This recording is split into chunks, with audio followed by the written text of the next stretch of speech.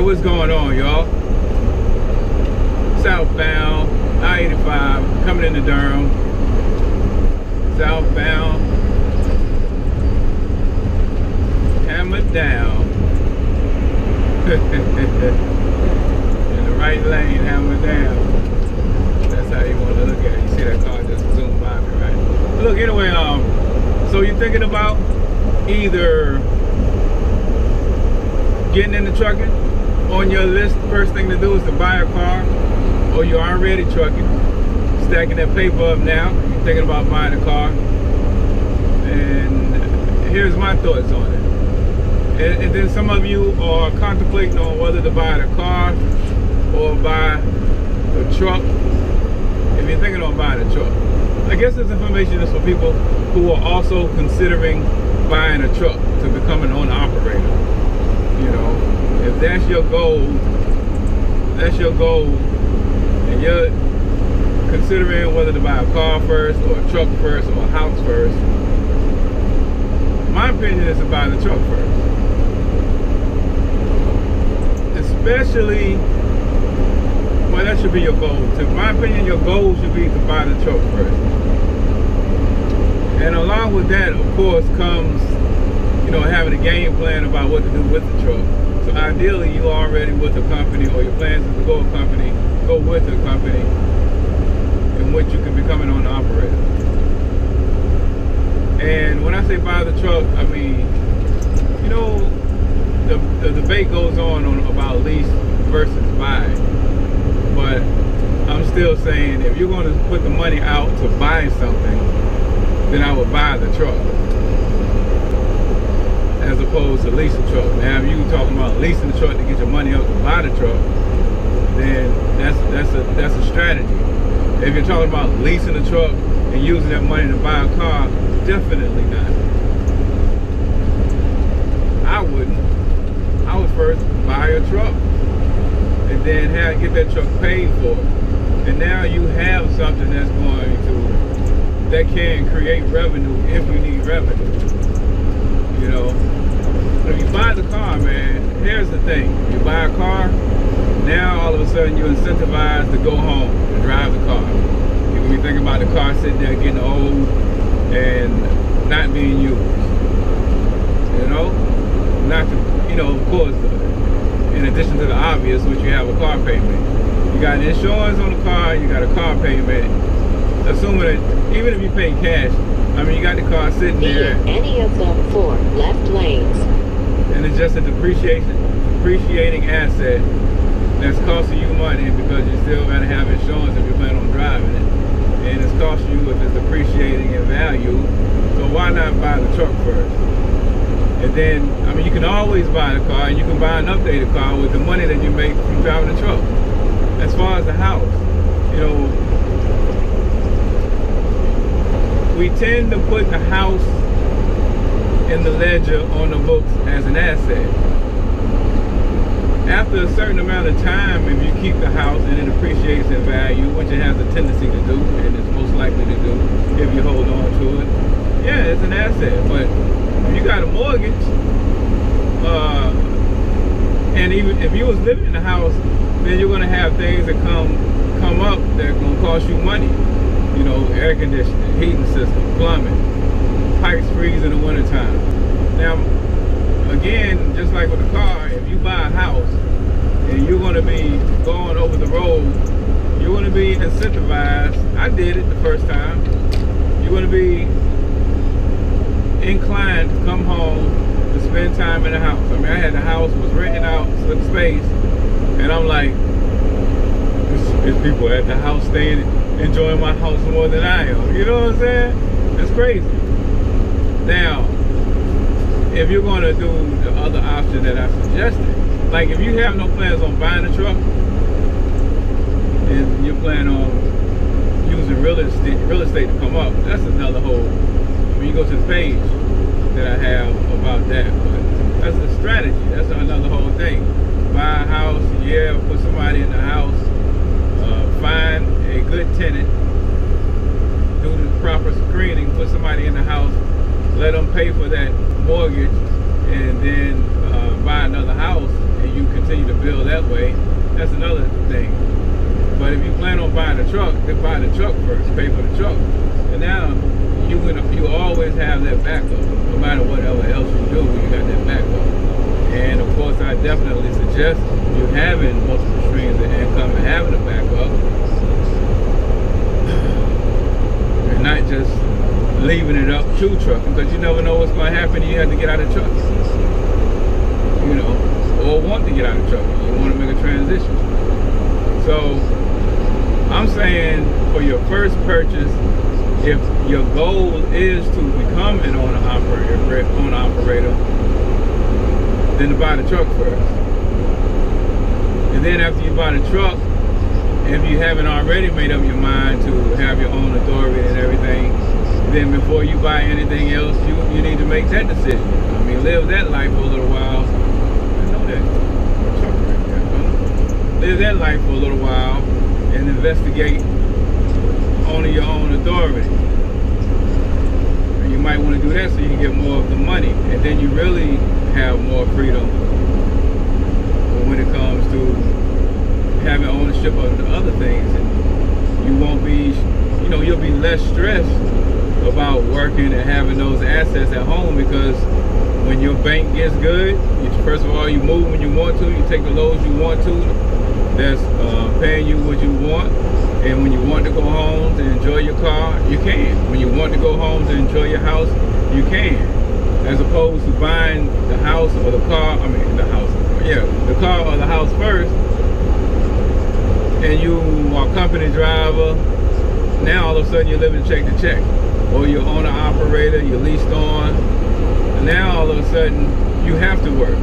It's a catch-22. You got to work to make those payments. You got to stay out to make those payments, and at the same time you hate the fact that you got to stay out to make those payments because you got that stuff at home that you can't enjoy. You see what I'm saying? I promise you, buy the truck first.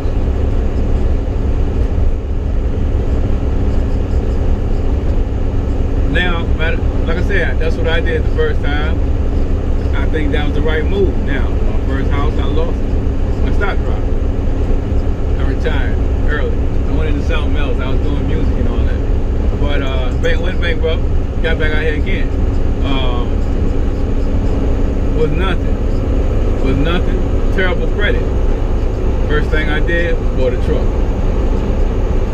After I bought that truck, next thing I did, well, I paid, matter of fact, paid cash for that truck. Next thing I did, bought a house. Now, problem is, I wrecked that truck. Not long after I bought the house. Then, I mean, this is another whole video, but then I also was looking out for people. You'll see my video called Thin Line Between Help and Hindrance. That explains one side of the story, one portion of the story. There's another video called, what is it called? Oh, should a trucker help people with their bills? That's another part of the story. So a lot of times I make these videos, y'all, I might not necessarily give you the story at the time, because I really want you to take the principle and apply it. If you just listen to the video and let it sink in, a lot of people dismiss stuff right out the gate. And on my side, you know, I understand that a story has a tendency to be more effective. People listen to it more attentively, they might grasp it more easier. But my stuff is not complicated, man. But people don't want to listen to stuff related to personal growth. I just want it to be universal. And I mean, the stories will come later. You know, I'm writing a memoir. And matter of fact, I got a DVD that talks about this. Well, it still doesn't cover everything. Anyway, hey, you got the main gist of it. This video is not about all that. Again, like I said, I don't just be saying stuff to say it. I learned my lesson from it right now. I'm still paying for a house that should have been paid for. If I had my truck, it would have been paid for. And if I hadn't extended myself so far, it would have been paid for. Woulda, coulda, shoulda, whatever. My point is to help you look at things from a bigger picture perspective, in a different frame of mind, than the default that I see many people going down, so that you will be better positioned, you know. And that's what's going on, man. I just want everybody to prosper. Everybody to prosper. My thoughts is that whatever I've learned, I should be willing and not only that, excited about sharing some of the lessons and valuable information and insights from that, so that other people can benefit, man. Like, as a parent, I'm not a parent yet, but my feeling is like every parent, the youth should be able to position themselves at an earlier age than the parent, and that's based on passing down information and providing insight. And each generation in general, you know, so like I don't even have to be a parent, but especially you younger guys coming under me, I should be delivering you information that empowers you to accomplish your goals and be whatever you define as successful at an earlier age than I was. And that's what's up. So that's what's behind this information. I'm gonna cut the video right there. I got another one that I'm thinking about. I got another video that I want to make on a different title, so that people who are looking for information related to that title can easily find the video. You know, let me go ahead and put that out there real quick, just as a bonus. If you listen to all of this video, just as a bonus. Some of y'all thinking about making channels, some of y'all making channels. I'm just gonna put this out there real quick as a bonus for listening to the total video, in case this applies to you. When you're doing anything on the internet, which includes video, there are what is called keywords. What a keyword is those words and terms that a person may use in order to find the information they're looking for. Those words and terms that they might put into a search engine to find what they're looking for. So when you make videos, if you are interested in search engine optimization or people finding your videos, ideally to optimize the title of your video. And it's the same thing is true with the titles of postings on a blog post or whatever else you write online. Same, you know, just like hashtags. You're going to use a hashtag you think the person might use that is associated with the message or the content of whatever it is you're putting up. So in the title, you want to include the term or keyword that a person may use in search to find that information. So if you make a video with a whole bunch of stuff in it that could have its own keyword or search term, then you're cutting out views of that content, and you know what I'm saying, and people are going to miss that information. Because if your video is a vlog video, or that information is in a video that has a title to something else you start the video off with, and it's information or a title that they're not looking for, they're not going to know to go to that video for that information. You see what I'm saying? So just like I'm doing now, it's fine to include that information in it, but don't feel bad as I have, because I don't want to do duplicate content. Well, I think a good way of doing it is like I'm doing now, and like I might, especially since I'm now starting to talk more about making money online and helping people who are truckers who are interested in that. I'll still do another video talking about search engine optimization, but this is just a bonus for you for watching all of this video. But if you are someone who is going to use YouTube or build a website and all of that, I'm just touching on it right now since you're here as a bonus, you know. But so my point is, if you do a video like that, now if you're doing, make sure it's at the end though. If you're doing blog posts, you don't even want to include it, because what it does is it dilutes the content. And Google or all search engines was called scrape that information. But I wasn't planning on going that deep into it on this video. I will later if y'all need to know about all of that. But just again, I'm not saying it just to be saying it, man. I'm saying it, I know what I'm talking about in this regard.